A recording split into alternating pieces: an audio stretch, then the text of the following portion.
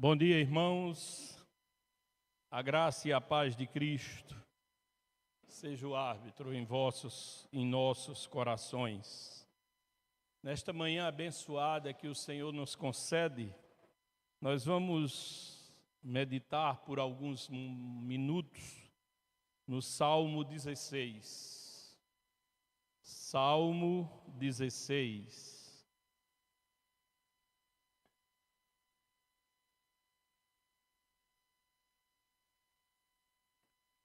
Usaríamos como título para essa breve exposição, confiança e intimidade com Deus. Diz assim: guarda-me, ó Deus, pois em ti me refugio. Eu disse ao Senhor, tu és meu Senhor. Eu estou lendo na versão NVT, viu? Puder, desculpa não ter avisado. Iniciando. Guarda-me, ó Deus, pois em ti me refugio.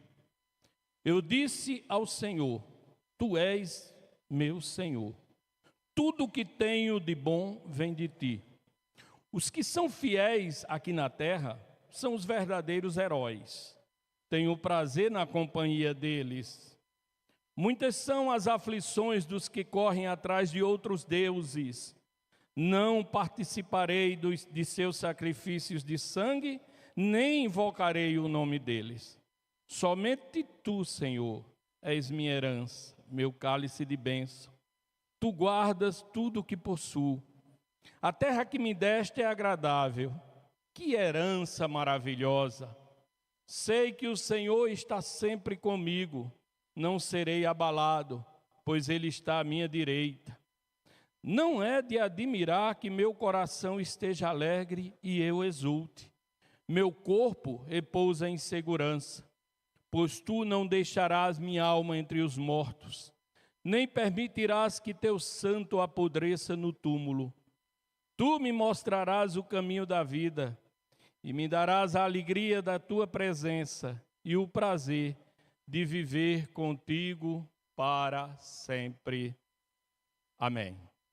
Obrigado, Senhor, pela noite concedida, por esta manhã abençoada e por esta palavra tão rica, tão poderosa, tão necessária, tão essencial. Fala, pois teus servos escutam, em o nome de Jesus. Amém. Irmãos, há 3 elementos da nossa culinária eles reagem de forma distinta aos seres expostos à água fervente. A cenoura, ela é dura, mas quando colocada na água quente, na água fervendo, ela amolece, até se desmancha. Podemos compará-la a determinado tipo de pessoas, que são casca grossa, que parece que são o dono da situação, como já ouvi pessoas de posição elevada dizer, meu Deus é meu dinheiro. E quando expostos à fervura das tribulações, das dificuldades, amolecem. Ai, meu Deus, é aquele ateu, né, que está no ônibus e o ônibus falta freio e vai desgovernado e ele grita, ai, meu Deus, socorro. São estas pessoas. Temos o ovo, que é mole, frágil. É tão frágil que na feira colocamos lá a bandeja de ovo em cima de tudo, né, senão quebra. Mas quando exposto à água fervente, ele endurece. Fica rijo. Se jogarmos na cabeça de alguém, é arriscado até provocar um desmaio. São pessoas que são delicadas, aparentam aquela humildade, né? São o melhor de se conviver possível, até que pisem no seu calo, até que enfrente a dificuldade. Chutam o pau da barraca e esculhamba a blasfêmia até de Deus. mudam completamente. E por fim temos o pó de café. Quanto mais a água ferve e colocamos o pó de café, mais ele exala um odor agradável. Eu me lembro quando criança, eu no quarto, já senti o cheiro do café, invadiu o ambiente, eu sabia que minha mãe estava lá na cozinha. Aquele cheiro da manhã, gostoso. São pessoas que, quanto mais a água ferve, mais cheiram. Mas exalam o bom perfume de Cristo. E Davi, o autor deste salmo, era alguém assim, que quanto mais pressionado, quanto mais acaçapado, quanto mais imposto a condições adversas, podia estar numa caverna, num deserto árido, perseguido pelo próprio filho, ele exalava este bom perfume. É tanto que o primeiro livro de Salmos, que são divididos em 5, o primeiro livro vai do 1 ao 41, pasmem. Só 3 salmos são atribuídos a anônimos, os demais são de Davi. E olha que salmos. E se formos nos basear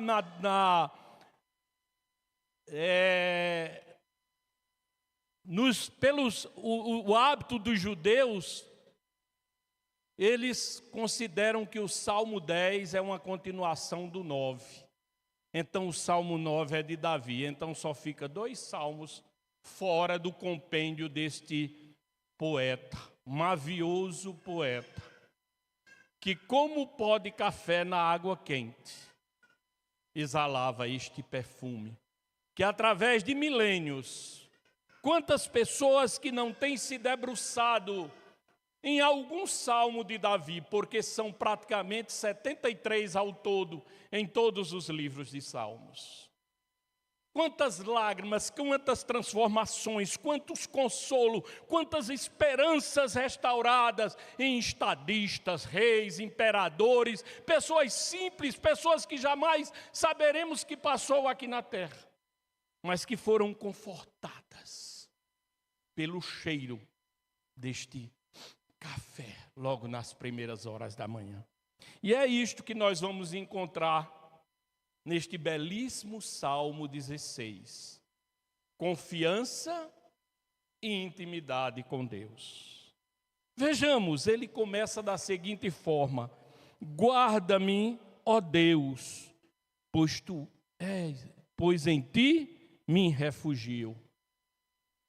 Um rei, gente, um general, um estrategista, um homem que não conheceu, pelo menos derrotas no campo bélico.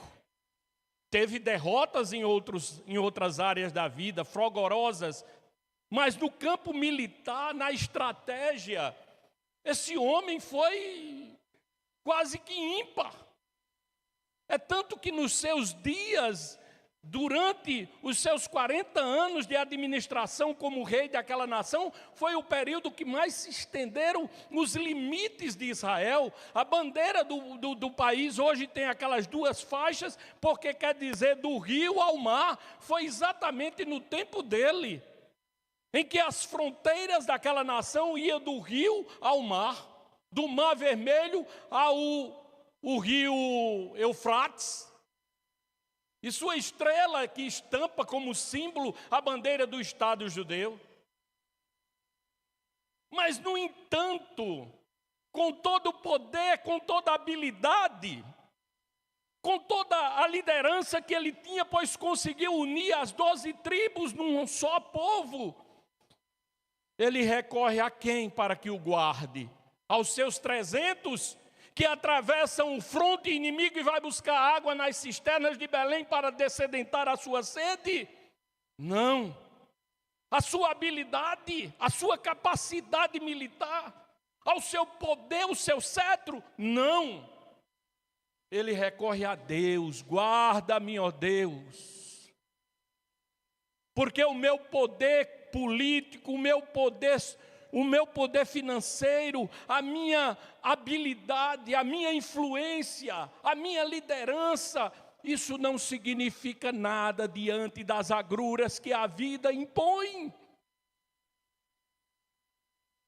O meu QI, o meu conhecimento, as minhas andanças pelos 5 continentes, se tiveram feito, nada vai adiantar diante da notícia ruim. Diante da nossa impotência perante seres invisíveis. Quem não lembra que há poucos anos, um ser microscópico colocou de joelhos Estados Unidos, Europa e toda a potência do mundo, e devastou, levando centenas e milhares de pessoas, inclusive irmãos nossos, do nosso convívio. Porque diante do infortúnio, diante das mazelas que nos assolam, e que estão aí, e aliás não estão fora, estão dentro de nós, porque há milhões de bactérias no nosso intestino, no nosso corpo, só esperando o oxigênio parar, o coração parar, e em poucas horas estarão nos consumindo. Davi não recorreu ao poder, à influência, mas a Deus. Por quê? Porque ele vai deixar bem claro: pois em ti eu me refugio. Quando as hordas do Papa se aproximavam do palácio, do castelo, aonde está me dando assim uns brancos, tomara que não seja o alemão, viu, irmãos? Onde Martim Lutero estava refugiado, o príncipe daquele castelo chegou para ele e disse: não tem mais o que fazer. As nossas fortalezas não vão conseguir segurar as forças papal. E Martim Lutero diz para aquele homem: Castelo Forte é o nome do Senhor. E compõe um belíssimo hino. Porque quem confia em Deus, não em si, não na sua capacidade, não no que pode ou vai fazer, mas quem em Deus, como Davi, confia, exala este perfume maravilhoso em dias maus. E ele continua, olha o que ele diz no versículo 2: eu disse ao Senhor, tu és meu Senhor. O primeiro Senhor está em caixa alta, ele está dizendo: eu digo ao Deus do pacto, ao Deus da aliança, ao Deus dos patriarcas, de Abraão, de Isaac, de Jacó, de todos os meus antepassados, ao Deus que instituiu esta nação, ao Deus que me colocou como rei da mesma e que permite que eu governe esta nação. A este Deus eu digo: tu és o meu também, tu és particular, tu me vê, tu me escuta, tu estás comigo no privado. Tu não és apenas o Deus dos patriarcas e de Moisés e da lei. Não, tu és também, mas tu és meu. Eu posso contar com essa intimidade. Eu posso chegar sem medo, sem precisar amarrar uma corda na cintura e balançar uma sineta por ser fulminado dentro dos santos dos santos. Não, não tem mais isso. Eu posso chegar no santo dos santos e conversar com o Senhor. Davi constata isso. Mesmo que quando ele existiu e aqui esteve, ainda não tinha se cumprido a promessa de Deus encarnado passear, estar entre nós e fazer a obra completa da redenção em Jesus Cristo, seu Filho. Mas ele já tinha esta intimidade, e nós agora, irmãos? Porque ele olhava para frente, como diz Hebreus, procurando o cumprimento da promessa. E nós olhamos para trás com a promessa cumprida e a certeza de que o trabalho foi muito bem feito. Pois em Eclesiastes, no capítulo 3, está escrito que Deus fez tudo muito bem feito. nada falta. É por isso que o mundo tem sempre uma filosofia contrária de Deus, às verdades inauditas do Evangelho. E diz, Deus tarda, mas não falta. É mentira. Deus não tarda, Deus não atrasa, Deus só chega na hora. Agora é porque o meu Cronos não coaduna, não coincide com o Kairos dele. Então, ele tem essa convicção que o Senhor do pacto é o seu Senhor privado, particular, que ele pode contar. Tudo que tenho de bom vem de ti. Nada, absolutamente nada do que temos, o que somos, é mérito, é capacidade única e exclusiva nossa, porque tudo foi Deus que nos deu. Temos que ter essa consciência, irmãos. Tudo foi Deus que nos deu. E se estamos aqui nesta manhã abençoada, é porque Ele permite que aqui estarmos. Agora perceba o que é importante Ele vai dizer a seguir. Versículo 3. Os que são fiéis aqui na terra são os verdadeiros heróis. Tenho prazer na companhia deles. Não é o rei de Midian, não é o rei dos filisteus, não são os nobres que bebem taças de ouro e de prata e vivem em palácios alojados em ambientes de luxo, de alta estirpe, e podem ser.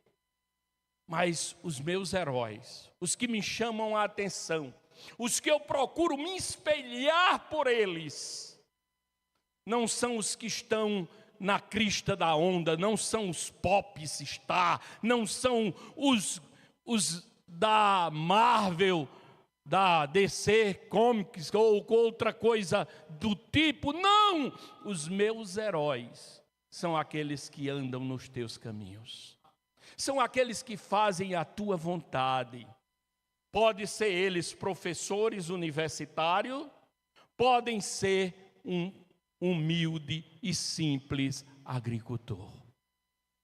Se anda no centro da tua vontade, que é o principal lugar do universo e o melhor de se estar, se eles assim vivem, se eles assim procedem, são eles que são espelho para mim. E não porque é presidente da república, ou porque é rei de alguma nação, ou porque está em poder e detém o poder. Se não age corretamente, eu sequer vou observar, porque eu observo aqueles que andam na tua vontade. Era isso que Davi estava dizendo. E ele conclui esse versículo dizendo, e é na companhia destes que eu sinto o prazer de estar. Eu ouvia muito dos antigos dizer, a gente tem que procurar a árvore que dá sombra e encosto. Não por interesse, não para lograr benefício próprio em termos material, financeiro, não. Mas para crescer, para adquirir conhecimento, para ter bom exemplo a ser seguido. E isso Davi estava deixando explicitado neste versículo do Salmo 16. Os fiéis da terra, independente de quem eles sejam, se ele é preto, branco, baixo, alto, gordo ou magro, rico ou pobre, não importa. Se faz parte dos 300 que me rodeiam, dos íntimos que estão no palácio, não importam. Estes são os meus heróis. Estes são os que eu me espelho. O contrário também é verdade. Olha o que ele diz no versículo 4. Pois são dois grupos bem distintos, viu, gente? Muitas são as aflições do que correm atrás de outros deuses. Não participarei do seu sacrifício de sangue, nem invocarei o nome deles. Ou seja, aqueles que não estão no centro da vontade de Deus, como já disse, que é o melhor lugar, o mais seguro lugar do universo. Se não estiver dentro deste centro, estiver em outro caminho, buscando outras provisões para a sua vida, estes vão sofrer aflições. Lembram da casa sobre a rocha? Que Jesus deixou tão bem ilustrado? Ambas as construções estão em terrenos distintos, mas ambas sofrem os mesmos intempéries da natureza. Os mesmos intempéries climáticos afetam as duas habitações. Uma, de forma indestrutível, resiste, a outra rui. E Jesus faz questão de dizer que grande é sua ruína. São exatamente estes que se afastam de andar com intimidade e com confiança em Deus, que se autoproclamam conhecedores e acham que são o rei da cocada preta ou a última bolacha do pacote, ou como diz alguém, a última Coca-Cola do deserto. Quando vem a quintura, quando vem os vapores que a vida impõe, quando vem os destroços trazidos pelas tempestades da vida, desmoecam, se desmoronam. E é bom atentarmos para esse fim. Grande é a sua ruína. E Davi está deixando isso aqui bem claro. Ele chega a dizer, olha, até citar o que eles fazem, ou me envolver nas suas peripécias, Deus me livre, eu não quero nem saber. Por isso o salmista, no Salmo 1, diz que é bem-aventurado quem se afasta e quem busca outro norte, e o norte é estar de olho em quem? Nas autoridades de Brasília? Misericórdia, que vergonha. No poder econômico? Também vai passar, vai acabar. Quantas indústrias, grandes conglomerados hoje são sombras do que já foram, porque tudo passa. Na juventude, é bom que agora tem inteligência artificial, os mais jovens podem ver quem eram as pessoas há 20, 30 anos atrás. Por exemplo, pesquisem Brigitte Bardot, símbolo dos anos 60, início 70, a mulher mais linda do mundo. Vejam hoje uma foto de Brigitte Bardot, Alain Delon, Tarcísio Meira. Enfim, se fôssemos citar aqui, nós mesmos. Tudo passa, gente. O vigor da idade, a beleza, o fogo, tudo passa. Agora uma coisa permanece. E Davi deixa isso bem claro. Que é quem tem intimidade com Deus e confia nele. Não é só confiar. Porque às vezes nós podemos confiar no trapezista, no equilibrista. Eu sei que ele atravessa nesse fio do lado para outro, mas não vou com ele, porque não tenho intimidade com ele, entendeu? É confiar e ter intimidade. É saber que ele é o Deus de Abraão, de Isaac e Jacó, mas também é meu Deus. Está no meu quarto, está no meu dia a dia, está enfrentando comigo as mazelas e agruras, as quedas e o levantar. E uma coisa que me conforta é saber que jamais eu vou decepcioná-lo.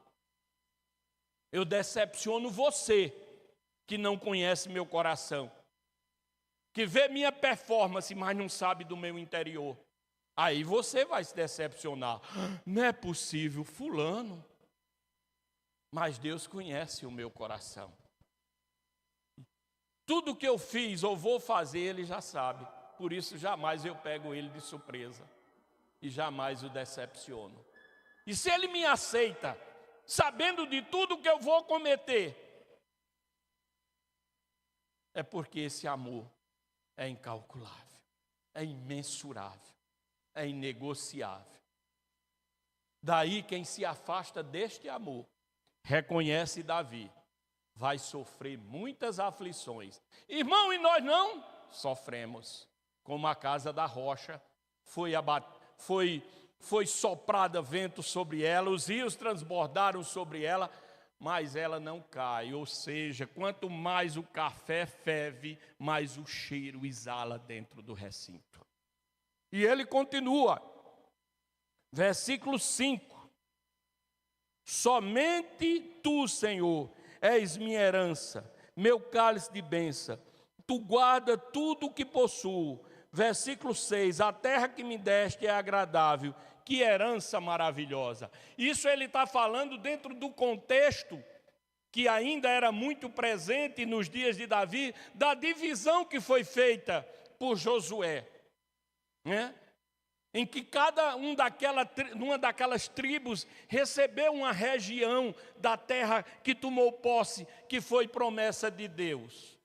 E de dentro de cada tribo, cada família recebia uma divisa, uma herança menor, claro, que subdividia. E ali era colocado os marcos, por isso a Bíblia diz, não remova os marcos antigos, pois era exatamente esses marcos que subdividiam a propriedade de um e de outrem de outrem.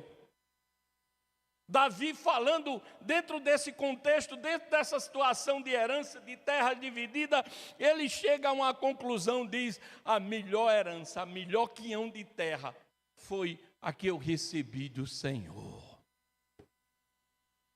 Porque mesmo que hoje esteja de mama, ou naqueles dias estavam, hoje é apenas um fragmento do que foi o Estado judeu, aquela propriedade material que Deus os concedeu.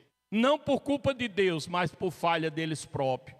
Mas a herança que o Senhor nos preparou, como já disse Paulo, que a nossa casa, a nossa morada está no céu, donde aguardamos o Senhor e o Salvador Jesus Cristo, que transformará a nossa leve, a nossa momentânea tribulação, vai nos conceder um peso de glória eterno.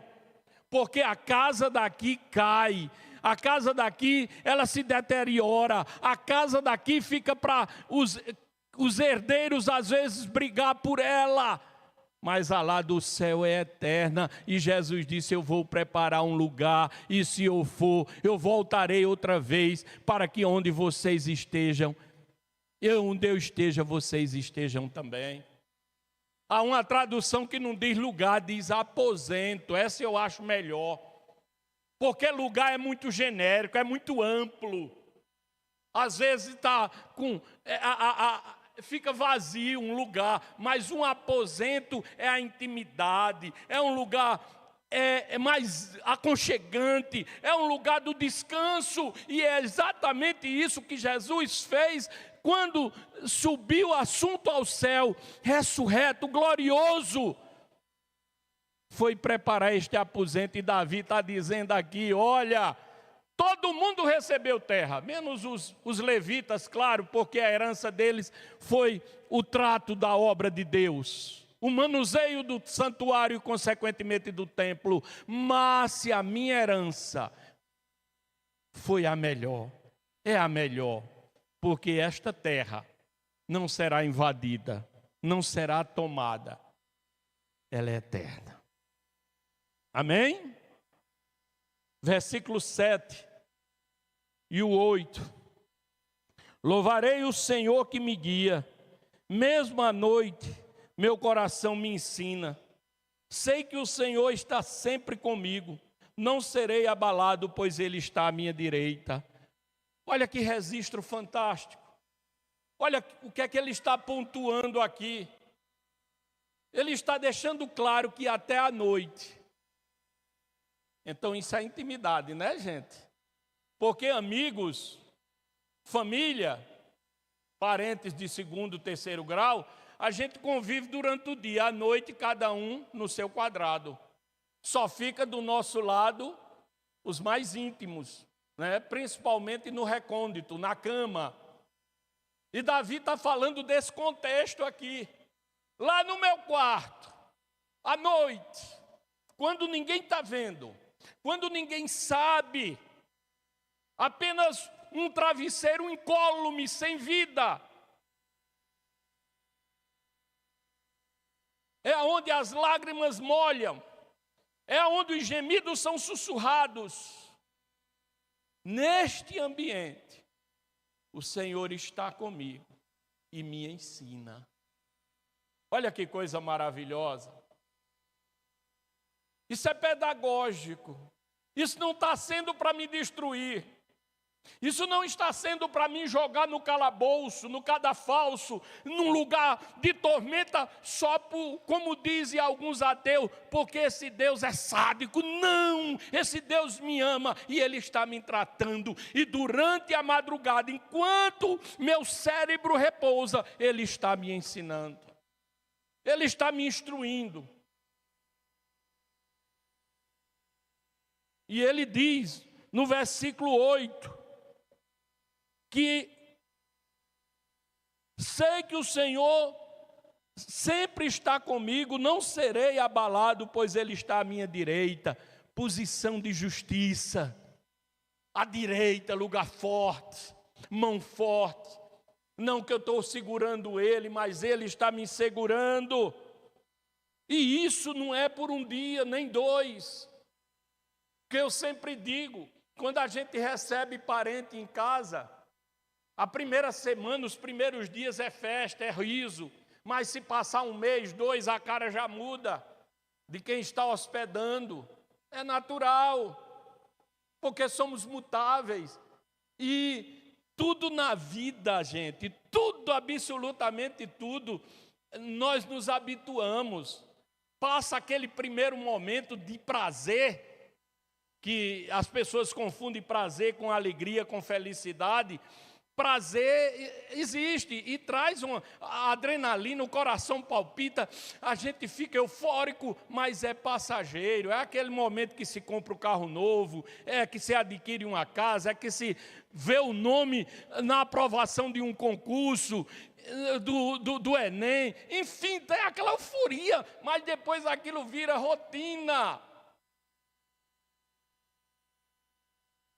Esse Deus, Davi está deixando bem claro, Ele está comigo sempre e Ele não abusa de nós.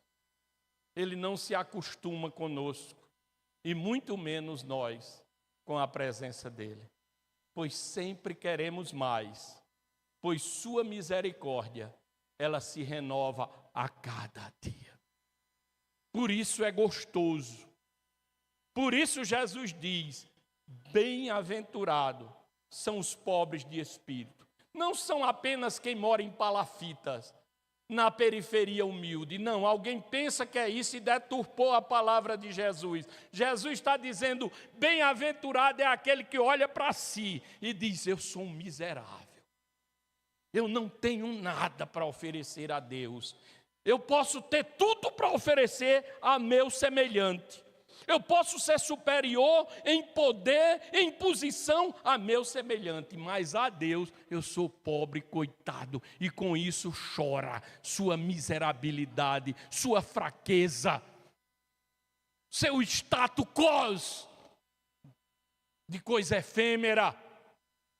E diante disso, Jesus diz, é bem-aventurado. Aí é feliz, é mais do que feliz, aliás. E não é prazer da conquista de um carro novo, que às vezes, 3 meses depois, vem o desprazer do boleto, e dependendo se as parcelas foi como naquele tempo, que era em 60 sem entrada. Misericórdia. Era um boleto dessa grossura.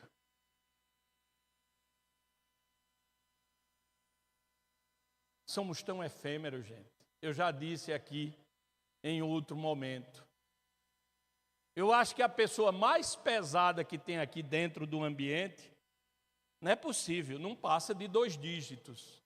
não passa de 2 dígitos. A pessoa mais pesada que houver aqui, viu, pastor? Então, vejam bem, em comparação, nós estamos em cima do planeta Terra, que são 22 dígitos, aproximadamente o peso da mesma. Ou seja, 6 sextilhões de toneladas, o nosso planeta. Essa bola que agora os astronautas tiveram a oportunidade de se afastar, uma distância mínima. Eu estava vendo as imagens, que coisa impressionante, né? A camada da atmosfera parece uma folha de papel. E é tudo aquilo que está sustentando os oceanos, a nossa vida, a vida como um todo. Uma folha fina, uma camadinha fina sobre uma imensa bola azul. Imensa.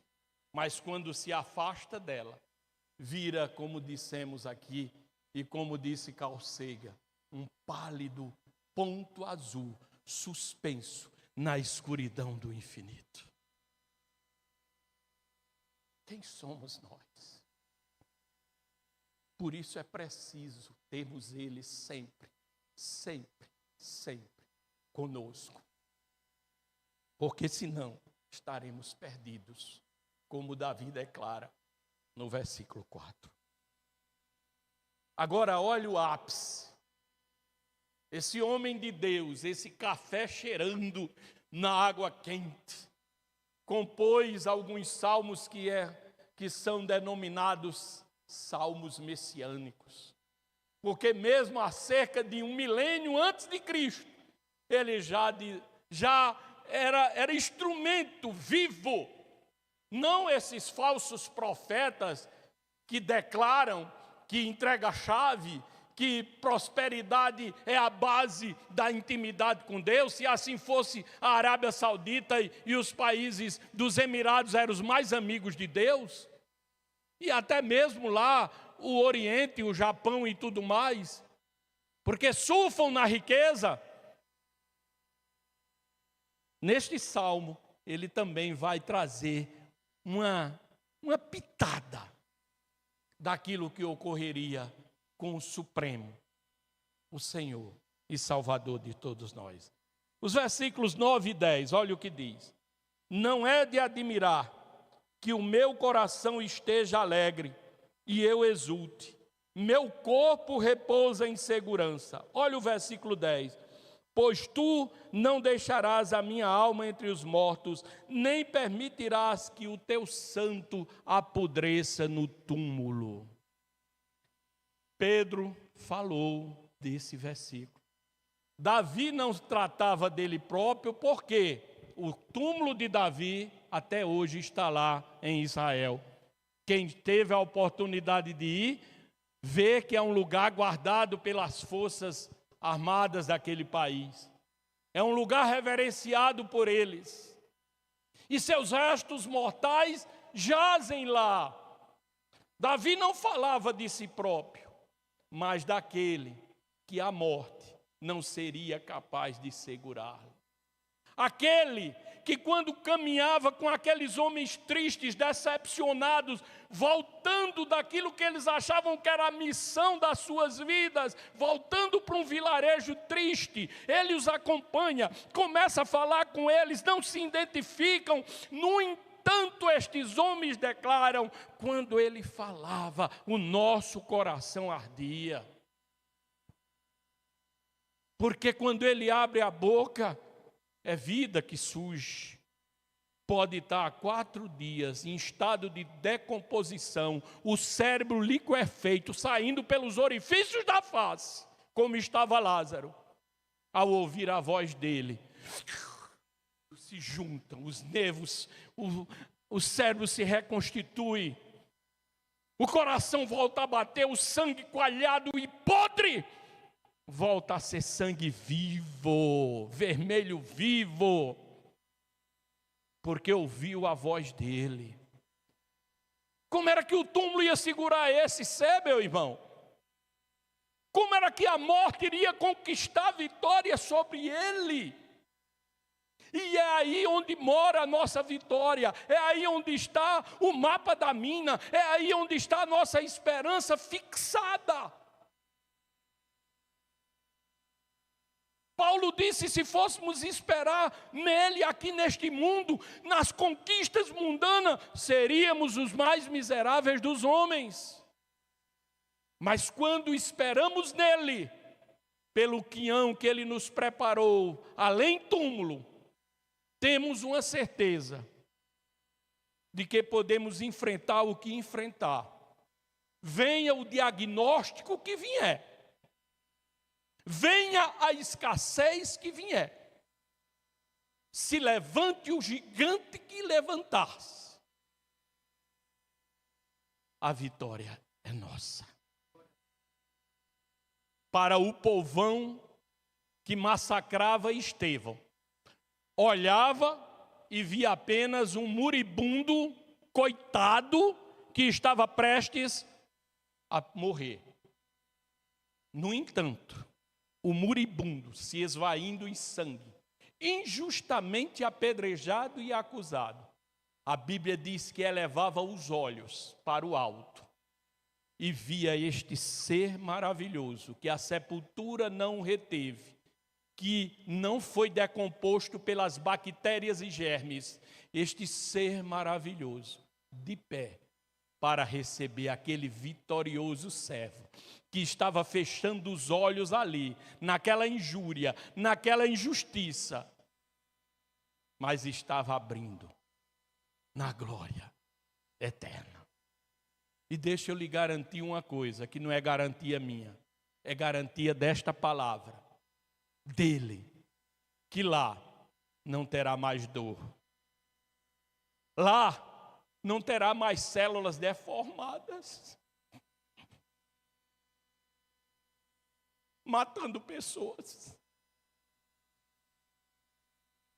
Como disse Padre Léo, aquele padre católico que morreu em 2007, num dos últimos aparecimentos seu na mídia, o câncer no pulmão, ele disse: o câncer humilha, o câncer tira a nossa dignidade,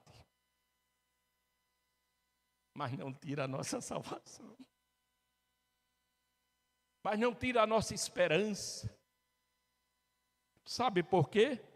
Porque olha o que diz o versículo 11 e último: tu me mostrarás o caminho da vida e me darás a alegria da tua presença e o prazer de viver contigo para sempre.